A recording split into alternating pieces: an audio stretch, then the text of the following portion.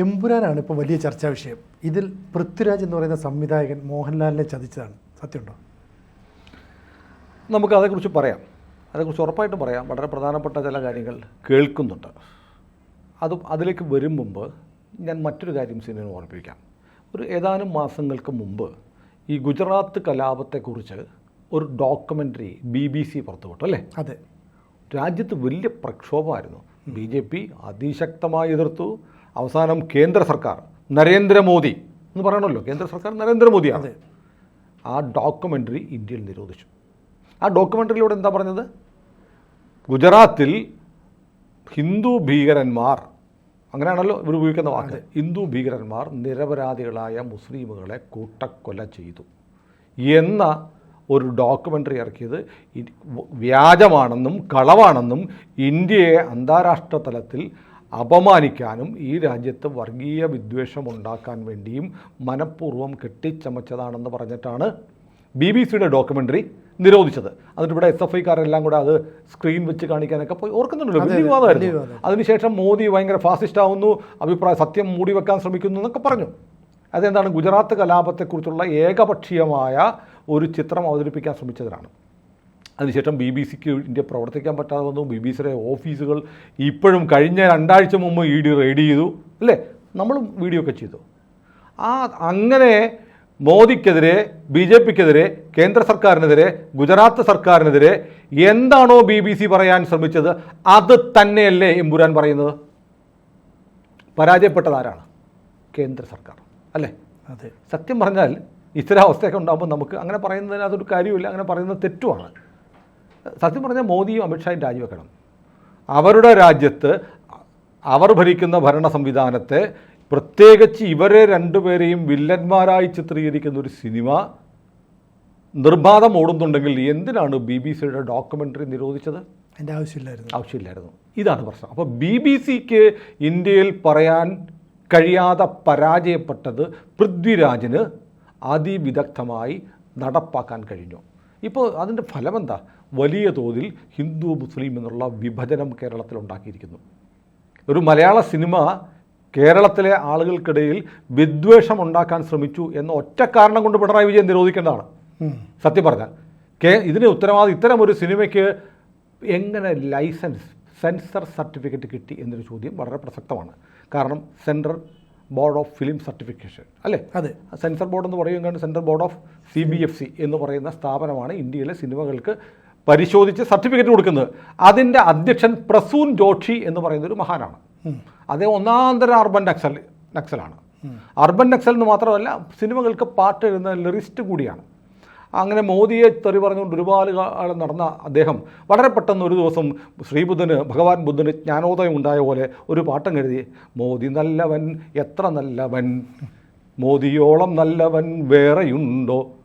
അപ്പം മോദി നല്ല. അതോടുകൂടി BJP-ക്കാർക്ക് ആകെ രോമാഞ്ചം വരികയും പ്രസൂൻ ജോഷി എന്നുള്ള അഭിനവ കാളിദാസനെ ഇന്ത്യയിലെ ചലച്ചിത്രങ്ങളുടെ ഭാഗധേയം നിർമ്മിക്കാനുള്ള ഈ ബോർഡിൻ്റെ അധ്യക്ഷനായിട്ട് വെച്ചു. 9 വർഷമോ മറ്റായി.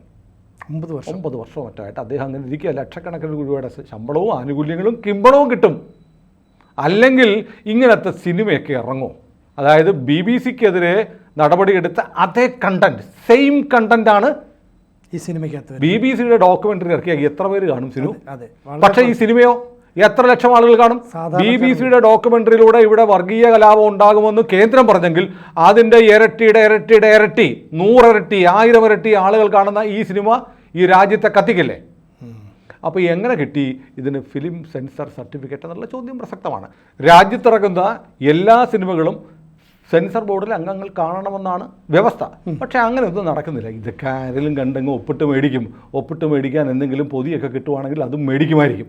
എന്നിട്ട് ആരെങ്കിലും ഉദ്യോഗസ്ഥന്മാർ അവിടെ ഒരു കെട്ട് ഇവിടെ ഒരു കെട്ടൊക്കെ പറയുമായിരുന്നു. ഇപ്പോൾ ഇതിനകത്തൊരു സെൻസർ ബോർഡിലെ ഒരു അംഗം പറഞ്ഞതായിട്ട് ഞാനൊരു പത്രത്തിൽ വായിച്ചു. അതായത് ഇതിനകത്ത് ഒരു ഗർഭിണിയെ ബലാത്സംഗം ചെയ്യുന്ന സീനുണ്ടായിരുന്നു.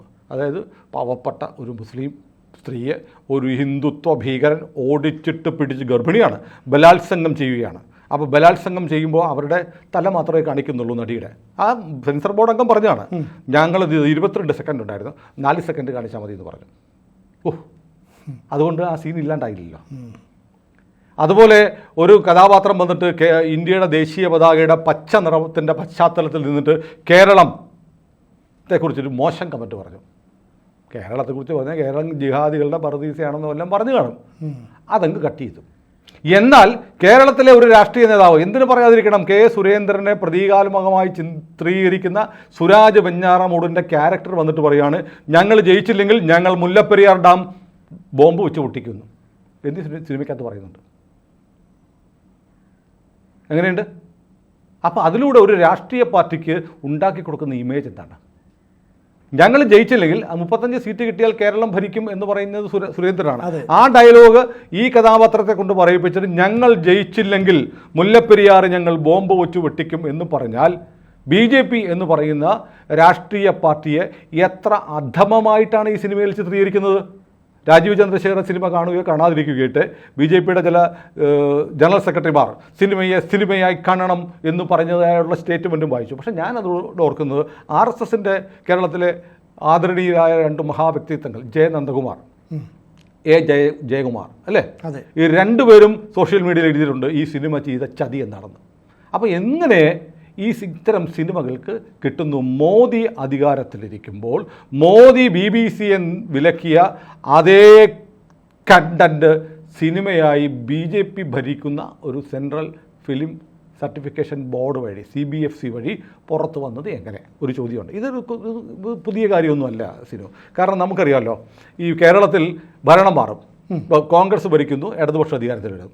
അവർ കേരളത്തിലെ സകല ബോഡികളും അവരങ്ങ് പിടിച്ചെടുക്കും. സാഹിത്യ അക്കാദമി പിരിച്ചുവിടും.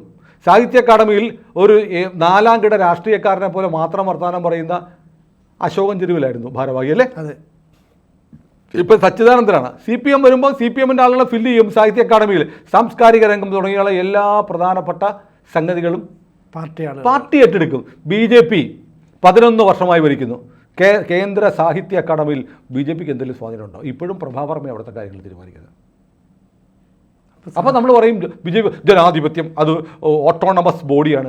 കേരളത്തിൽ ട്രാവൻകൂർ ദേവസ്വം ബോർഡുണ്ട്, കൊച്ചിൻ ദേവസ്വം ബോർഡുണ്ട്, മലബാർ ദേവസ്വം ബോർഡുണ്ട്. നിയമപ്രകാരം കവനൻ്റ് പ്രകാരം ഉണ്ടാക്കിയതാണ് തിരുവിതാംകൂർ ദേവസ്വം ബോർഡ്. രാജകുടുംബമായിട്ടുള്ള കവനൻ്റ് ഭാഗം അത് ഓട്ടോണമസ് ആണ്. എന്നാൽ ദേവസ്വം ബോർഡ് പ്രസിഡന്റ് മുള്ള മുണങ്ങി പിണറായി വിജയൻ പറയണം, വേണ്ടേ? ഇതാണ് ഭരണത്തിൻ്റെ പവർ. ഭരിക്കാൻ അറിയണം. നമ്മൾ പറഞ്ഞിരിക്കുന്നത് നമ്മൾ വലിയ ജനാധിപത്യ, മോദി വലിയ ജനാധിപത്യവാദിയായിട്ട് ഇതിലൊന്നും ഇടപെടാതിരുന്നിട്ട് മോദിയുടെ പേരെന്താ? ഫാസിസ്റ്റ്. കേരളത്തിൽ ഇപ്പോൾ CPM ഫാസിസ്റ്റാണോ, അർദ്ധ ഫാസിസ്റ്റാണോ, നവഫാസിസ്റ്റാണോ, തേങ്ങയാണോ എന്ന് ചർച്ച ചെയ്യുകയാണ്. എന്നാലും ഫാസിസ്റ്റ് എന്നുള്ള വെളിയുണ്ടല്ലോ. എന്നിട്ട് എന്ത് ചെയ്യുന്നു? ഈ സാംസ്കാരിക മേഖലയിൽ കഴിഞ്ഞ 11 വർഷമായും BJP സർക്കാരിന് ഒരു മുന്നേറ്റം നടത്താൻ പറ്റിയിട്ടില്ല. അതുകൊണ്ടാണ് BJPക്കെതിരായ നറേറ്റീവുകൾ കേന്ദ്ര സർക്കാരിൻ്റെ ഫണ്ട് വാങ്ങിക്കുന്ന, കേന്ദ്ര സർക്കാരിൻ്റെ സഹായം കൊണ്ട് മാത്രം പ്രവർത്തിക്കുന്ന സ്ഥാപനങ്ങളിലൂടെ നിരന്തരം ഇങ്ങനെ ടൂൾ കിറ്റുകളായി വന്നുകൊണ്ടിരിക്കുന്നത്. ഇപ്പോൾ ഇന്നലെ മീഡിയ 1 ചാനലിലെ അടുപ്പ് കൂട്ടിച്ചർച്ചയിൽ എന്തൊരു സന്തോഷമായിരുന്നു അറിയോ? ഈ കാലത്ത് ഇങ്ങനെ ഒരു സിനിമ ഇറക്കാൻ കഴിഞ്ഞ പൃഥ്വിരാജിൻ്റെ സാമർത്ഥ്യത്തെ, കഴിവിനെ അംഗീകരിക്കുന്നു. മറച്ചു വെച്ച BJP എന്നുള്ള പാർട്ടി എന്താണെന്ന് ഇന്നത്തെ തലമുറയിൽ പലർക്കും അറിയില്ല. 23 വർഷം മുമ്പല്ലേ ഗുജറാത്ത് കലാപം ഉണ്ടായത്. ഗുജറാത്തിൽ ഇവരെന്തൊക്കെയാണ് ചെയ്തത്? ഇവരെത്രമാത്രം ഭീകരന്മാരാണ്. BJP എന്ന് പറയുന്ന രാഷ്ട്രീയ പാർട്ടി വലിയ മാന്യന്മാരായി നടത്തുമ്പോൾ ഇവർ ഭീകര കൊലയാളികളാണെന്ന് പുതുതലമുറയ്ക്ക് പറഞ്ഞു കൊടുക്കാനുള്ള അവസരമായി ഈ സിനിമ എന്നൊക്കെ പറഞ്ഞ് അങ്ങ് ആഘോഷിക്കുകയാണ്. അങ്ങനെയാണോ സത്യം? അങ്ങനെയല്ലല്ലോ.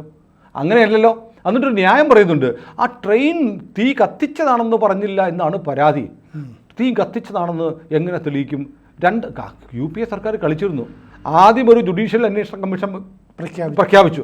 കമ്മീഷൻ കണ്ടെത്തി ഇത് മനഃപൂർവ്വം അമീൻ ഗസ്റ്റ് ഹൗസിൽ നടത്തിയ ഗൂഢാലോചനയുടെ ഭാഗമായിട്ട് ഉമർജി എന്ന് പറയുന്ന ഒരാളുടെ നേതൃത്വത്തിൽ നടത്തിയ ഗൂഢാലോചനയാണ് എന്ന് കണ്ടെത്തി കമ്മീഷൻ റിപ്പോർട്ട് വന്നു. തീ കത്തിച്ചതാണെന്ന്. അത് കഴിഞ്ഞ് കേന്ദ്രം, സംസ്ഥാന സർക്കാരാണേ ജുഡീഷ്യൽ കമ്മീഷൻ നടന്നത്. ഉടനെ കേന്ദ്രം എന്ത് ചെയ്യുന്നു? ലാലു പ്രസാദ് യാദവ് എന്ന് പറഞ്ഞ കോമാളി, അയാൾ കേന്ദ്രം ഒരു കമ്മീഷനെ വെച്ചു. എന്നിട്ട് കേന്ദ്രത്തിൻ്റെ കമ്മീഷൻ പറഞ്ഞു അങ്ങനെയൊന്നുമല്ല, ഇത് ട്രെയിൻ ആത്മഹത്യ ചെയ്താണെന്ന് പറഞ്ഞു. അവസാനം സുപ്രീം കോടതി ചോദിച്ചു ഇതെന്താ ഈ നാട്ടിൽ കേട്ടുകഴിയൊന്നുമില്ലല്ലോ, ഒരു ജുഡീഷ്യൽ കമ്മീഷൻ സംസ്ഥാന സർക്കാർ വെക്കുമ്പോൾ അതിൻ്റെ മുകളിൽ കേന്ദ്ര എന്തിനാ കമ്മീഷൻ എടുത്ത് ദൂരക്കല്ലടാന്ന് പറഞ്ഞ് ആ കമ്മീഷനെ അടിയും കൊടുത്ത് വീട്ടിൽ പറഞ്ഞു വിട്ടു സുപ്രീം കോടതി. ഒരു വാല്യൂ അന്ന് മുതൽ ഇതിനെ അട്ടിമറിക്കാൻ ഈ ട്രെയിൻ സബർമതി എക്സ്പ്രസ് സ്വയം ആത്മഹത്യ എന്ന് പറയാൻ പാടില്ല, ആത്മഹത്യ ചെയ്തതാണ് എന്ന് സ്ഥാപിക്കാൻ ഒരു തിയറി ഉണ്ട്. ഇപ്പം നമ്മൾ വേൾഡ് ട്രേഡ് സെൻ്റർ ഉണ്ടല്ലോ അമേരിക്കയിലെ, അതിലേക്ക് വിമാനം ഓടിച്ചു കയറ്റിയത് ഒസാമ ബിൻ ലാദൻ്റെ ആളുകളാണ്. അതുകൊണ്ടാണ് അബാട്ടാബാദിൽ പോയി വേട്ടയാടി ഒസാമയെ കൊന്ന് കത്തിച്ച് ചാരം കടലിൽ കലക്കിയത് അമേരിക്ക. അതിനെക്കുറിച്ച് പറയുന്നത് എന്താ? അത് ജൂതനാണ്, ജൂതന്മാർ ചെയ്ത പണിയാന്നാ പറയുന്നത്. മനസ്സിലായില്ലേ? എന്ന് പറയുന്ന പോലെ അത് കർസേവർ മരിച്ചെങ്കിൽ കർസേവരെ കൊന്ന ആരാണ്? RSSകാർ കൊന്നു. എന്നിട്ട് അതിന് അവരുടെ പ്ലാൻ എന്ന് പറഞ്ഞാൽ അതിലൂടെ വലിയ കലാപം ഉണ്ടാവും, കലാപം കഴിയുമ്പോഴത്തേക്ക് വലിയ ജനരോഷം ഉണ്ടാവും. അപ്പോൾ ഇലക്ഷൻ വരുമ്പോൾ മോദി സ്ഥാനാർത്ഥിയാവും, മോദി സ്ഥാനാർത്ഥിയായിട്ട് വരുമ്പോൾ പ്രധാനമന്ത്രിയാവും, ജയിക്കും എന്നൊക്കെ അങ്ങ് തിയറി ഉണ്ടാക്കി പന്ന് മുതലേ ആടിനെ പട്ടിയാക്കുന്ന പരിപാടി തുടരുകയാണ്. അപ്പോൾ ആ നറേറ്റീവാണ് വീണ്ടും ഈ സിനിമയിലൂടെ മുന്നോട്ട് പോകുന്നത്. അപ്പോൾ ഇതിനകത്ത് കുഴപ്പമെന്ന് പറയുന്നത് സിസ്റ്റത്തിൻ്റെയാണ് സാർ, സിസ്റ്റമാണ്. ഈ സിസ്റ്റത്തിനെ ഞാൻ ഓർക്കുന്നു, നമ്മുടെ ഒരു ടോക്കിൽ വന്നിട്ട് മുമ്പൊരിക്കൽ TG മോഹൻദാസ് പറയുകയുണ്ടായി. അതായത് മോദിക്ക് കസേരയുണ്ട്, അധികാരമില്ല എന്നെനിക്ക് ചിലപ്പോൾ തോന്നിപ്പോകുന്നു. സത്യത്തിൽ അതുപോലെയാണ്. നരേന്ദ്രമോദിയുടെ സർക്കാർ 11ാം വർഷം ഭരിക്കുമ്പോഴും അദ്ദേഹത്തെ ഈ സിനിമയിലെ വില്ലന്മാർ ആരാണ്? ബജറംഗി എന്ന് പറയുന്ന ഒരാളല്ല, അമിത്ഷായും നരേന്ദ്രമോദിയുമാണ് എമ്പുരാൻ എന്ന സിനിമയിലെ വില്ലന്മാർ. അങ്ങനെ ഒരു സിനിമ ഇറക്കും. പിന്നെ വേറെ കാര്യമുണ്ട്, ഇന്ദിരാഗാന്ധിയുടെ കാലത്തായിരുന്നെങ്കിൽ ഈ സിനിമ പുറത്തിറങ്ങില്ല. അടിയന്തരാവസ്ഥ പ്രഖ്യാപിച്ച ആളാണ്. എത്ര സിനിമകൾ വിലക്കിയിട്ടുണ്ട് ഇന്ദിരാഗാന്ധി. നരേന്ദ്രമോദിയെ നിങ്ങൾ ഫാസിസ്റ്റ് എന്ന് വിളിക്കുമ്പോഴും എമ്പുരാൻ ഇപ്പോഴും തിയേറ്ററിൽ, നമ്മളിത് പറയുമ്പോഴും തിയേറ്ററിൽ ഓടുന്നുണ്ട്. അതുകൂടി ഓർക്കണം. അപ്പോൾ ഏതായാലും ഈ സംഘപരിവാറിൻ്റെയും BJPയുടെ ആളുകൾ ആത്മരോഷം കൊള്ളുമ്പോൾ എന്തുകൊണ്ട് കേന്ദ്രത്തിൽ 11 വർഷമായിട്ടും ഇരിക്കുമ്പോൾ BJP സർക്കാർ ഭരിക്കുമ്പോഴും ഇങ്ങനെ തുടരുന്ന ആലോചിക്കണം. ഇനി വേറെ കാര്യം, മീഡിയ പ്രൊപ്പഗാൻഡയെക്കുറിച്ച് പറയുമല്ലോ. മാധ്യമങ്ങൾ മുഴുവൻ കേന്ദ്ര സർക്കാരിനും BJPക്കും എതിരാണ്. ഇന്ത്യയിലെ ഏറ്റവും വലിയ വാർത്താ ശൃംഖല നെറ്റ്വർക്ക് ആരുടെയാണ്? ദൂരദർശൻ്റെയാണ്, അല്ലേ? അതെ. ദൂരദർശൻ ഏത് പട്ടി കാണുന്നുണ്ട്? ആര് കാണുന്നില്ല. കേരളത്തിലെ ഏറ്റവും വലിയ സ്റ്റുഡിയോ ഇപ്പോഴും ദൂരദർശൻ്റെയാണ്. കൊച്ചിയിലുണ്ട്, കോഴിക്കോടുണ്ട്, തിരുവനന്തപുരത്തുണ്ട്, അല്ലേ? സ്റ്റുഡിയോകൾ. എൻ്റെ അറിവാണ്, സ്റ്റുഡിയോകളുണ്ട്. ഈ സ്റ്റുഡിയോകൾ ഉപയോഗിച്ച് എന്തുകൊണ്ട് ദൂരദർശന് ഇവിടുത്തെ സ്വകാര്യ ചാനലുകൾക്ക് ബദലായി ഇന്ത്യ സർക്കാരിൻ്റെ ഉടമസ്ഥയിൽ 24 മണിക്കൂറുള്ള ഒരു സമ്പൂർണ്ണ വാർത്താ ചാനൽ തുടങ്ങിക്കൂടാ? ചെയ്യില്ല. അതൊന്നും നമ്മുടെ അജണ്ടയിലില്ല. സാംസ്കാരിക രംഗം, കഥകൾ എഴുതുന്നവരുടെയും കവിയുടെയും കാര്യമൊക്കെ അതൊക്കെ സഖാക്കൾ അല്ലെങ്കിൽ സുഡാപ്പികൾ നമ്മൾ നോക്കേണ്ട കാര്യമില്ല. ഇങ്ങനെ ഭരിച്ചിട്ടാണ് സാർ 240 സീറ്റും 2 പൊയ്ക്കാലം വെച്ചിരിക്കേണ്ടി വരുന്നത്. ഇത് മനസ്സിലാക്കണം, ഇനിയെങ്കിലും മനസ്സിലാക്കണം. ഞാൻ അത് വളരെ പോസിറ്റീവായിട്ട് കാണുന്നു. ഇതൊരു ഗുണപരമായ മാറ്റത്തിൻ്റെ തുടക്കമായിട്ട് കാണുന്നത്. ഏതായാലും ജയനന്ദകുമാറും ജയകുമാറും ഈ കാര്യത്തിൽ പ്രതികരിച്ചത്, ഈ ശബ്ദം നമ്മുടെ പ്രധാനമന്ത്രിയുടെ ഓഫീസിൽ പോലും എപ്പോൾ വേണമെങ്കിലും കയറി ചെല്ലാൻ സ്വാതന്ത്ര്യമുള്ള ആളാണ് നന്ദകുമാർ എന്നാണ് ഞാൻ കേട്ടിട്ടുള്ളത്.